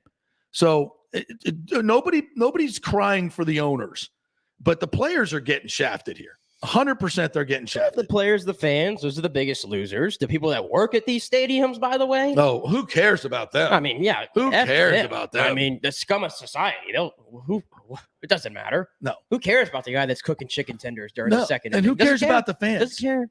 The fans who care. Hey, we have a dead sport right now that's not on the high interest level of all the other sports. Right. Decline in ratings, so decline in attendance. And guess what? We're going to be off the map, off the radar now for a few months like we've been. Because we think it's all, hunky-dory. It's not. In the most horrible economy and all the crap, war breaking out all over the globe, disastrous economic policies domestically, crime at an all-time high. What do we want to do is in an industry where you're selling positivity and fun? Let's lock it up. You idiots. You fans, and I hear all these people, God bless them. I know they're big time Rays fans like you are, and like, hey, we got to show Stu Sternberg that we're going to support the team. So we got to go to more games this year at that shitty Tropicana field. No, you don't. They just told you yesterday. They don't give a shit about you. Yeah, they don't give a shit. Exactly. They don't care. Which, unfortunately, I think begs the question, well, why are we going to spend public money on a sport like this? I got no good answer for that. I really don't. I could try to sit here and spin it, but I got no good answer for that. As long as jackasses like this are in charge of our game, I can't give you a good answer for that. I really can't. It's the arrogance they have. They think. Do they think that they can find how many MLB players are there in the league? Like 1,200, right? 25 times That's whatever. 40-man roster times 30. Yeah, whatever. There's thousands of players. Right. You have fun going to try to find 1,000 better players than the ones in baseball without jeopardizing. You have fun. You know what I know? Let's do the replacement player thing again. Let's do that. Yeah, that was great. Yeah, I can find 30 competent people to put in your job. Oh my God, yes. Any day of the week. Any day of the week. Owners, commissioners, assistant commissioners, whatever the hell they do. I mean, are you kidding me? Getting paid what does this jackass make? I know Goodell makes $50 million. What does this guy make for practicing his golf swing? He's probably a billionaire himself, honestly. Yeah, and honestly, look, if I'm Rob Manfred, if you're actually doing your job, if you're doing your job as the commissioner of baseball, the season's starting on time, right? I'm taking care of the players. I'm getting a stadium done in Tampa. That's the easiest thing you could possibly do. Get rid of that the guy who's the impediment, Stu Sternberg. Install another owner. You have the power to do it. Get him in there and get somebody locally here to get it done. And by the way, I told you this before, folks. There is an undercurrent for this. Everybody that's in charge of anything to deal with baseball. I'm talking about the politicians in St. Petersburg. Go talk to the past mayors. I'm talking about the people in Tampa. I'm talking about his fellow owners, Stu Sternberg, who crapped all over his sister city idea, and he acts like they're still supporting me. They're saying, "Oh, great job." No, they're not. No, they're not. That guy is the most habitual liar. And there's an undercurrent. Everybody wants Stu out. Everybody wants him out. He's got no friends left anywhere in baseball. And he's certainly got no friends here in this town except the people that work for him. Every one of those people that signed that letter supporting the sister city plan, which was never going anywhere, that he lied to them and said it's either half or nothing. Oh, it's not half or nothing anymore, is it, Stu? That was another false narrative that we told you here was a false narrative that they kept printing in the Times and probably still will print in the Times. It was a lie from the beginning, a complete and utter lie. And all these guys that signed off to it are pissed because they all took heat for it. Their companies took heat for it. People on social media are like, we need to boycott these companies. And we said, no, it's not. I said, don't do that. Most of these people were just hoodwinked into signing on to this BS. And all those people that signed on to him, they're pissed. The chambers of commerce that, quote, supported him, they're getting crap as they should for supporting him. This guy's got no allies left anywhere. And you tell me any upside for anybody outside of Stu Sternberg and his immediate circle that keeping him as owner is giving us. Zero. And if this guy had a nut, just a single testicle, Rob Manfred, he would call him up and go, hey, $500 million you got in the bank, cut a check for your half of the stadium and let's get it done tomorrow. Now, I don't want to talk. We're not talking to St. Petersburg. You know damn well we're not building in St. Petersburg. So stop that stupid smoke and mirrors bullshit going on there and get your ass into the table when that Hillsborough County comes out with their plan and don't even read it. You sign it. Got that? Stu? The Stu? He's JP, but he's just incapable of making the right decision. A good decision because he's just incapable. Because he's a puppet of the owners. He's a puppet of the owners. It goes so much further than the Rays, which we obviously concentrate a lot on. It goes so much further. He's been commissioner for 8 years. I can't name you one notable achievement the game has had. Look, I can't. Expanding the playoffs. That's about it. He's a joke. I like some of the other progressive stuff. I know you don't, but listen, he is there to do nothing but make money, more money for the owners. That's it. That's his job. That's Roger Goodell's job. That's his job. That's what these guys do. It's all about making more money for the owners. That's why they are paid what they're paid to be. To keep be a shield between the owners and the fans. You got to be the bad guy, Roger Goodell. Hey, everybody's like, oh, Roger gets booed everywhere he goes. You pay me $50 million a year, I'll bring my own booing section with me everywhere I go. I swear to you, I'll pay for their flights. I'm good with that. Boo the hell out of me. I don't care. Just I'm walking all the way to the bank. So I mean, it's awful. Yeah. Just know when this guy's out here spouting like we feel bad for me. I don't feel a single bit of bad for this guy or the 30 owners. I feel nothing to them. Nothing.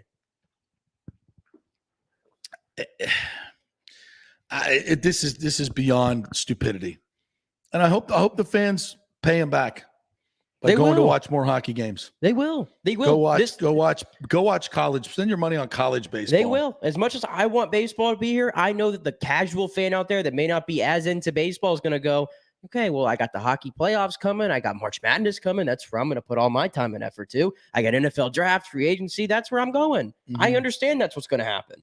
It's bad for the game. It's another thing that's bad for the game. It was bad publicity when it started, and now it's real. It's just not good for the game, and these guys are so tone deaf on it. Yeah. So tone deaf on Ridiculously tone deaf. Crazy. All right, let's take another break. When we come back, quick break here.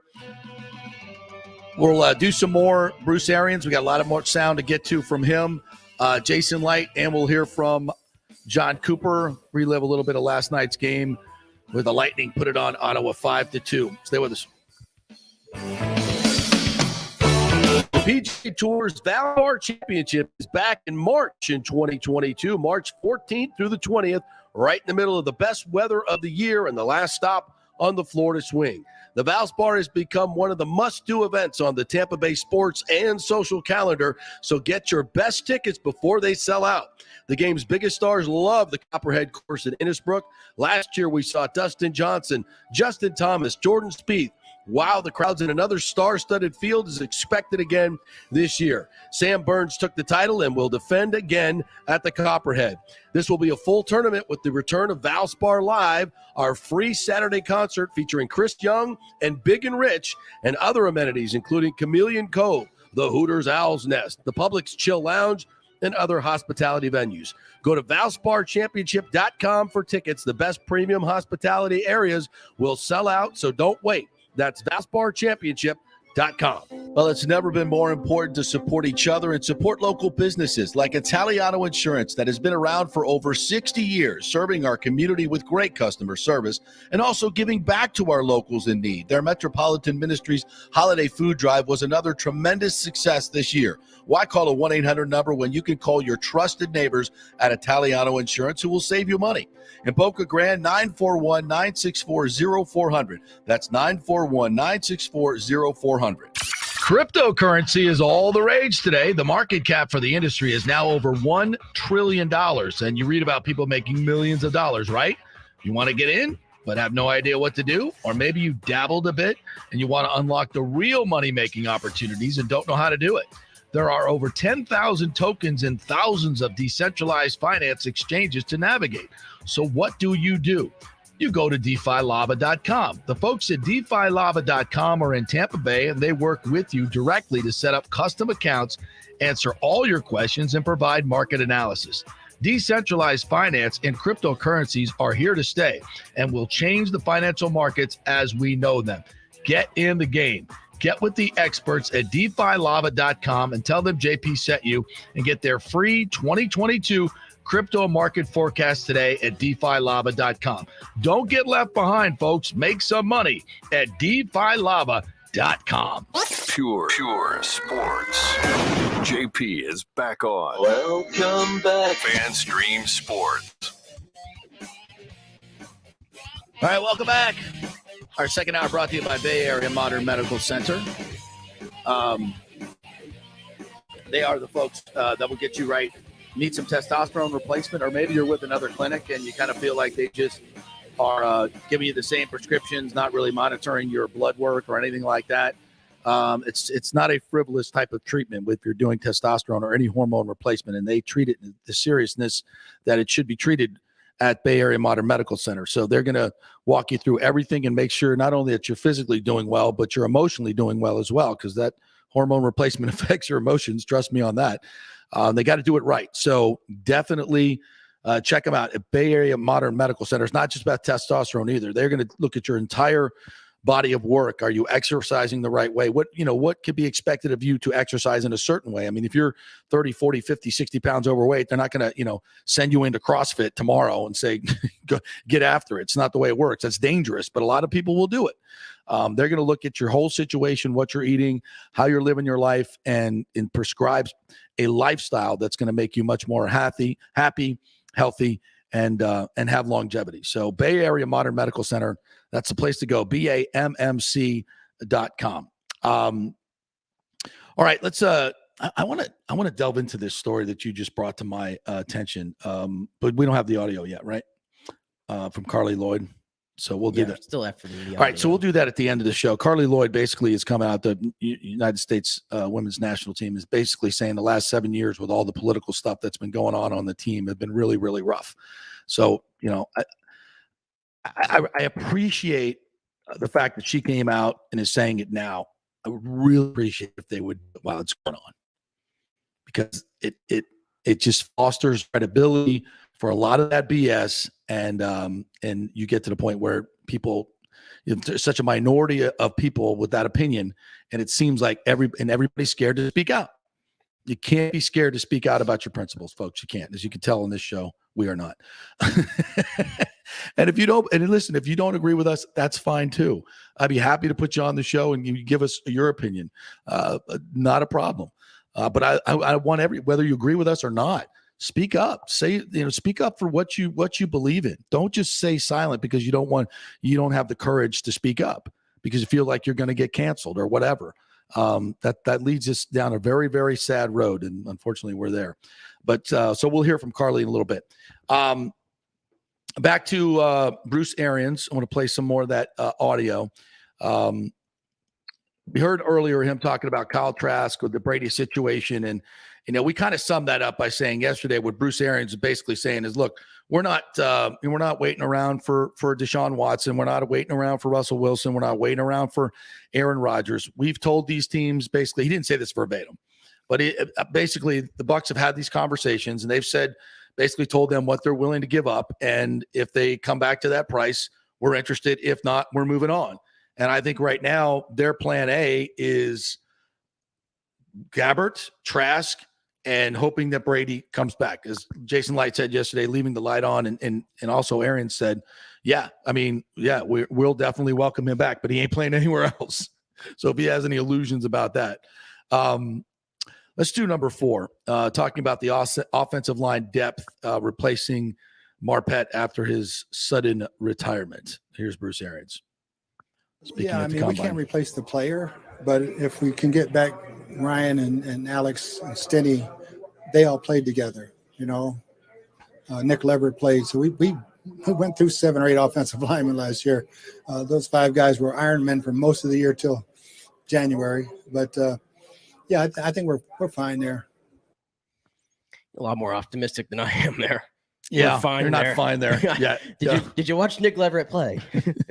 Yeah. By the way, you don't have your center signed or either of your guards. No, and they're gonna cost maybe $20 million combined. Yeah, and that's what you have in cap space. We're not fine there. I think we can be fine there. I mean, look, when you have 2 outstanding tackles, that's a great start to your offensive line. And there's listen, I don't expect Jensen to be back if he wants to break the bank. And I think, again, you give him a credible offer. If you don't want to come back, you don't overpay. I do want to put this out there, okay? You love and I love what Donnie Smith did last year, right? The growth that he finally showed. You call him Donnie Smith now? I'll call him Donnie Smith. He earned a nickname. Okay. He earned a nickname. But what if he goes back to Donovan Smith? Ooh. Because there's no Brady? Because there's no Brady. And we talked about it. Guys step up their game when you're blocking for Tom Brady. Yeah. And when Brady got put on his ass against New Orleans in week 1, and then again in Chicago in week 5, 2020, I think there was a conversation there. There probably was. About Donovan Smith. You need to pick your shit up. Yeah. And he did in 2021. He did.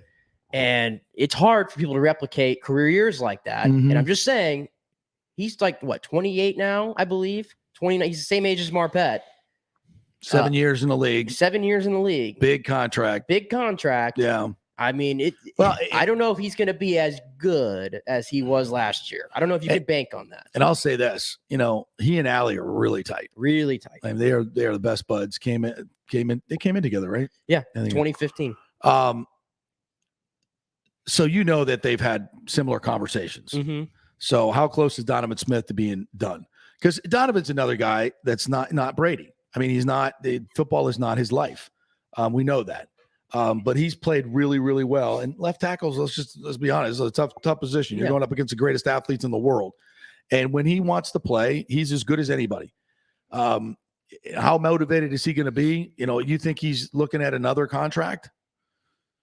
I mean, he can make a lot of money.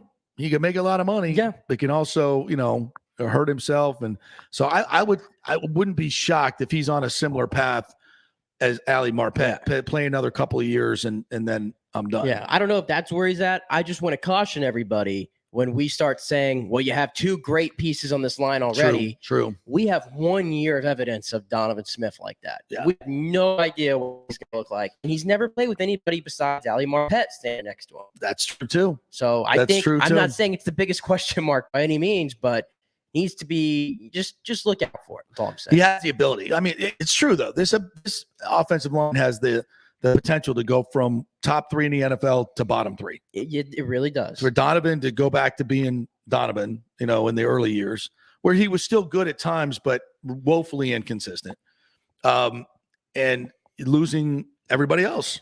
That could happen. That could literally, you could have 4, you're going to have 3 new starters, I think, if Jensen doesn't resign. Yeah.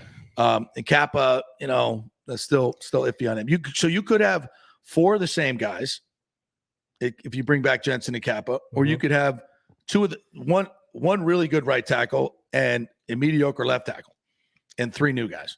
Yeah. And not say 3 new guys are going to be terrible. Aaron Stinney played pretty well, and if they can bring him back, he's a free agent as well. So there's a lot up in the air right now as far as this offensive line goes. Huge. So if Bruce says we're good, yeah. I hate to be Jason Licht right now. Yeah. Oh, he's got a lot of work to do. He's had a lot of work to do for a long time, but this one I think is maybe his toughest job of navigating all this.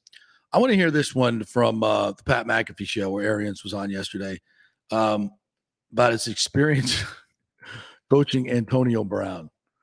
This should be rather interesting. Queuing it up right now. There's pending litigation, I believe, between you and Antonio Brown and the Buccaneers in that whole situation. As a player, were you surprised with how fucking good he was whenever he came back after that thing on the field? Let's not talk about everything off the field. On the field, though, as a football player, were you surprised that Antonio Brown was still playing at the level he was playing when he came to the Buccaneers after a year away and everything like that? Not at all. Not at all. Knowing Antonio, nobody works any harder than him. He's always in great shape. Skill set's unbelievable. He's one of those guys that doesn't age. Whenever you at the beginning said, I don't want to bring Antonio Brown into the team. And they're done that. He comes, you guys have great success, and he becomes a focal point of your team. Is that something you have to consciously think about as you continue to roll through that whole thing? Or are you just so invested in the moment, whatever makes our team win this weekend, let's win this weekend? Yeah, it's all about winning, brother. And, what's best for our team. He was a great fit because Mike was hurt, Chris was hurt, AB came in, they got healthy, we were lights out. This year, everybody got hurt again.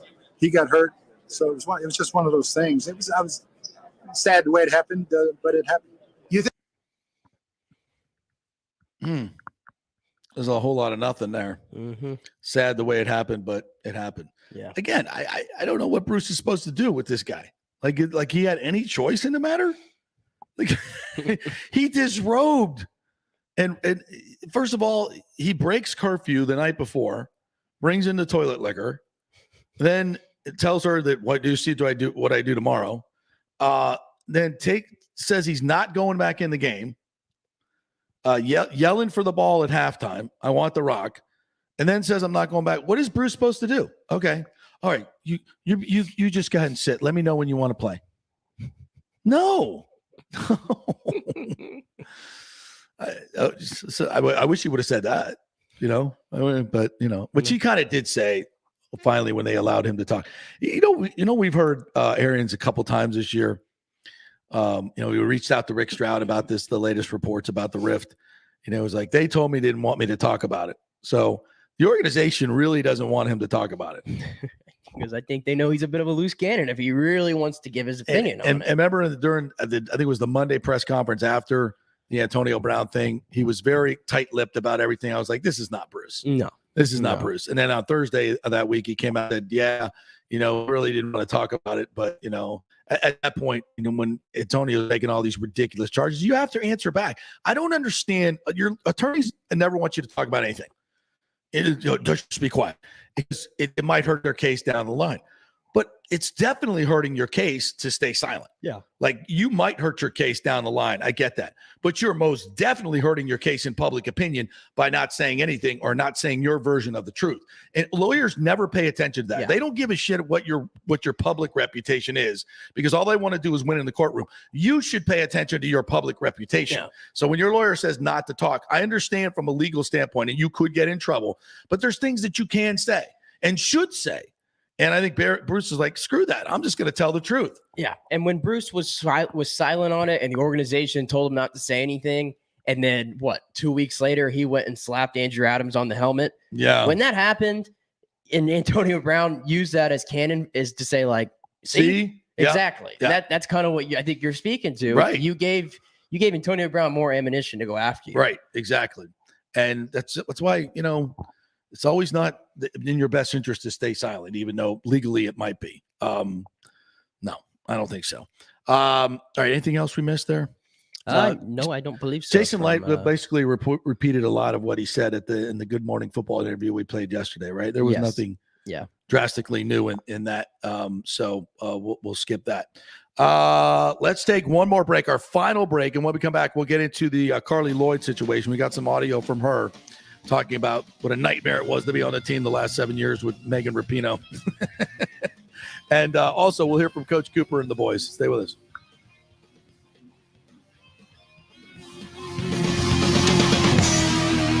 Homeowners, listen up. Property values have risen in the Tampa Bay area to record levels, some up to 24% in 1 year. It's time to refinance your home and pull out the equity before rates go through the roof. Call my man Scott Fitzgerald at 813-294-7595 or email him at scott@amstampa.com. Scott believes interest rates will be over 5 very soon due to the volatile economy and inflation, but you can still lock in the mid-3s, but not for long. This means you can save tens of thousands of dollars over the life of your loan. Now, Scott is an independent broker, so he can shop your mortgage around for the best rates, and he will pay for your appraisal if you mention you heard it here on the JP Show. That's a $500 to $700 value. Scott does not charge the huge upfront fees like the big banks do. In this uncertain economy and political climate, better to have cash in hand now. So call Scott at 813-294-7595 or email him at scott@amstampa.com. Getting old is inevitable, but feeling and looking old is avoidable. If you're feeling run down, your workout sucks, or your sexual libido is not what it used to be, check out Bay Area Modern Medical Center. That happened to me a few years ago, and I found out I had the testosterone level of a second-grade girl. That's not good. Our food, environment, and stress can cause your T levels to drop. Bay Area Modern Medical Center can help, and they are different. They offer customized hormone replacement for both men and women. Christopher Lugo and his medical staff can help you restore your energy, your sex drive, and your feelings of well-being. It was a total game changer for me. I have way more energy, lost 30 pounds, and I'm performing better in all areas of my life. Nobody wants to talk about sexual health, but it's key to a balanced life. We offer discreet treatments with real-world results. So if you're suffering from a lack of interest in sex, ED, or lack of sexual stamina, Dr. Lugo and his staff can help. Take your health care to the next level at Bay Area Modern Medical Center, 844-977-3477 or BAMMC.com. The PGA Tour's Valspar Championship is back in March in 2022, March 14th through the 20th, right in the middle of the best weather of the year and the last stop on the Florida swing. The Valspar has become one of the must-do events on the Tampa Bay sports and social calendar, so get your best tickets before they sell out. The game's biggest stars love the Copperhead course in Innisbrook. Last year, we saw Dustin Johnson, Justin Thomas, Jordan Spieth.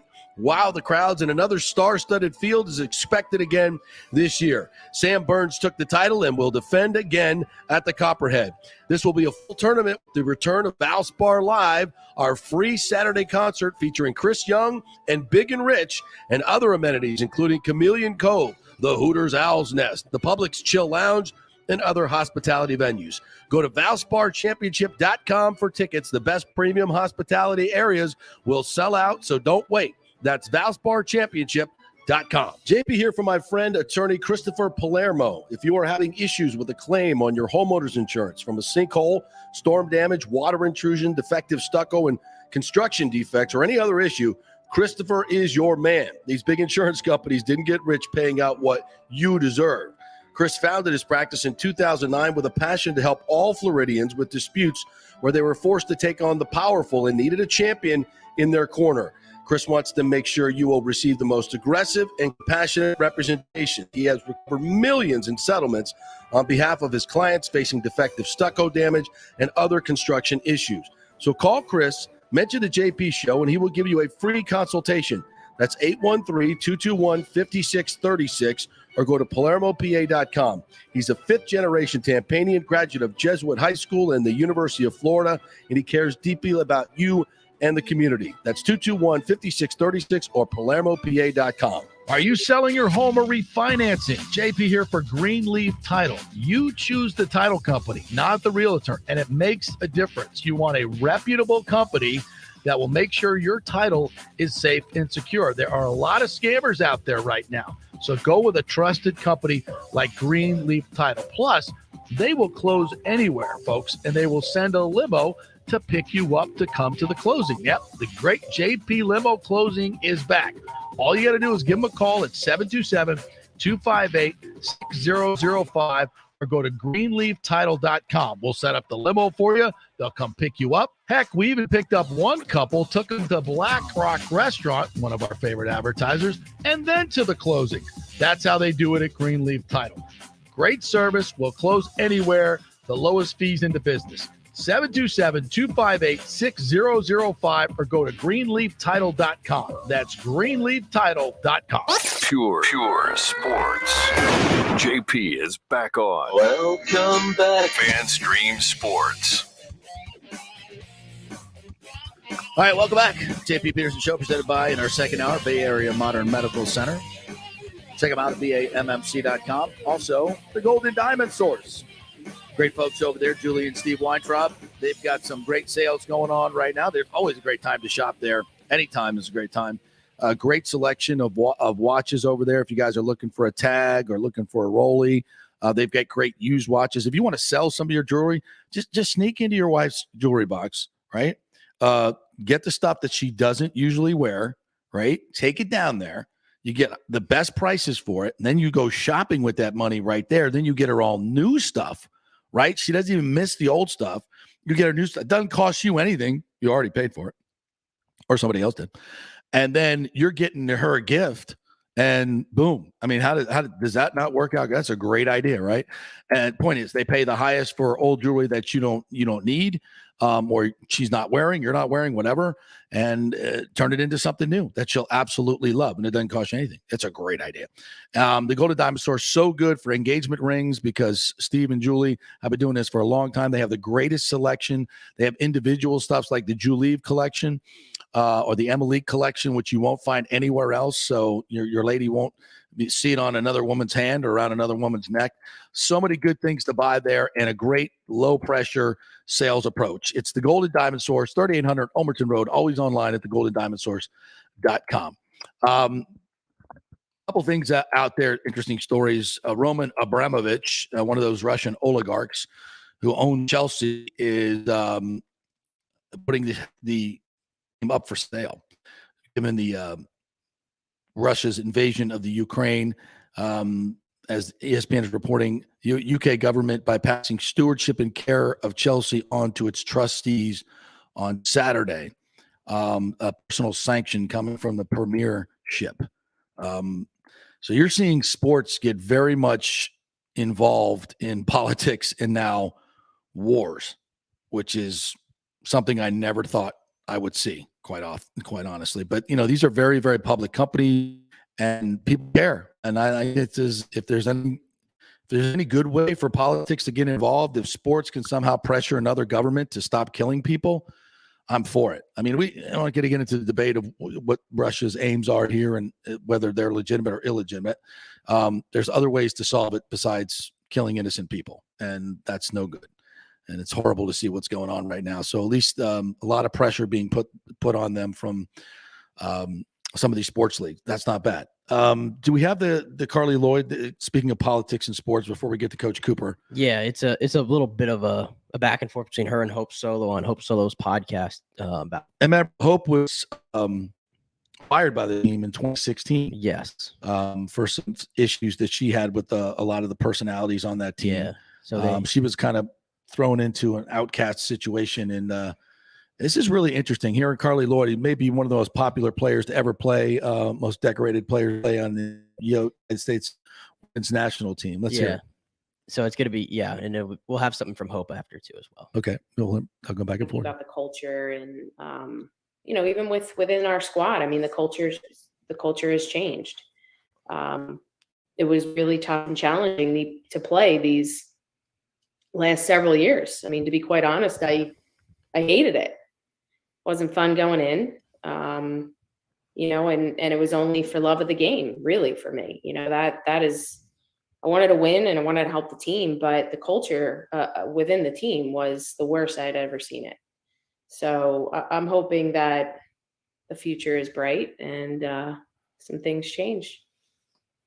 Yeah, that makes me really sad, Carly, but I understand it. I know when I got fired in 2016, I think it must have been every time I left for camp, Jeremy, my husband, hated to see me sad.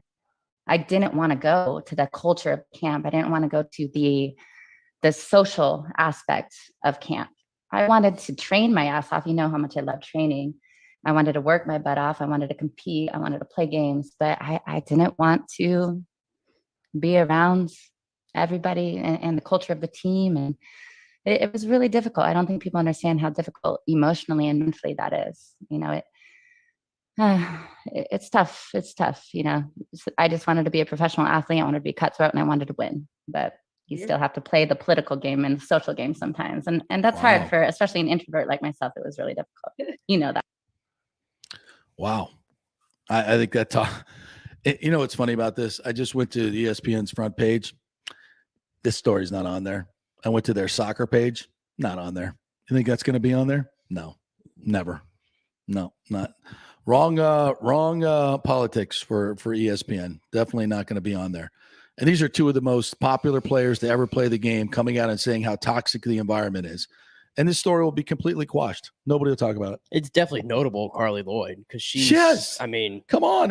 She was the captain of the team. Captain of the team, speaking out against the horrible culture of this United States women's team. That, of course, everything they do that's left leaning gets front high page on ESPN and most of these other websites. Yeah. But this, the captain of the team coming out and trashing the culture of the team. No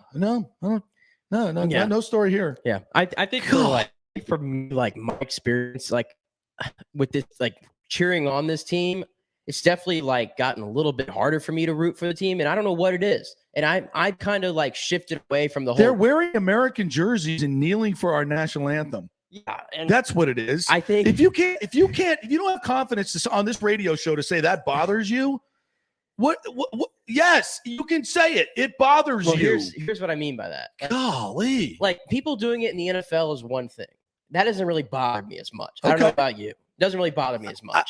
I've come to accept the reason why they do it, and no, I don't agree with it. But I didn't appreciate when they went to, what was it? Was it Russia that they had the 2019 World Cup in, or wherever it was?